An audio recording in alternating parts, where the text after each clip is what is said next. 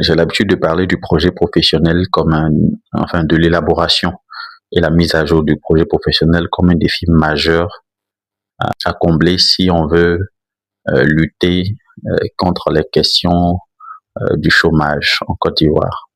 On joue, mais c'est quelque chose de très important. Particulièrement chez les étudiants de sociologie, ce que je vous conseillerais, c'est très tôt, par exemple, d'écrire, en tenant compte de 3 grands profils de carrière dont j'ai mentionné. Si je décide de travailler dans le public, quelles sont les opportunités qui s'offrent à moi? Quelles sont les voies pour les atteindre? Qu'est-ce que je fais? Et puis vous passez à l'action, si c'est ce que vous voulez. Après, vous regardez, si je veux travailler dans le privé, où est-ce que je peux travailler? Je peux occuper quel poste? Quels sont les salaires? Ou bien, voilà, quelles sont les organisations où je peux travailler? Quel est le chemin à avoir? Est-ce qu'il y a des formations supplémentaires que je suis censé faire? Est-ce qu'il y a des diplômes supplémentaires que je suis censé avoir? Et puis passer à l'action.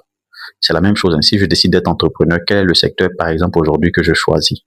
Donc, quelles sont peut-être les compétences que j'ai actuellement par rapport au marché de l'emploi? Quelles sont les opportunités que j'ai pu saisir? Et puis commencer en même temps. Voilà. Donc, vous appliquez en même temps ce que vous apprenez au marché entrepreneurial. Vous allez voir le temps que vous allez prendre et finir votre parcours.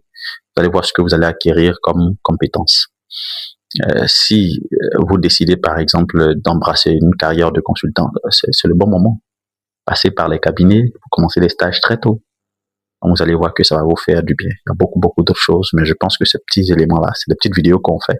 J'espère que j'ai pu partager quelque chose d'assez intéressant que vous pourrez expérimenter.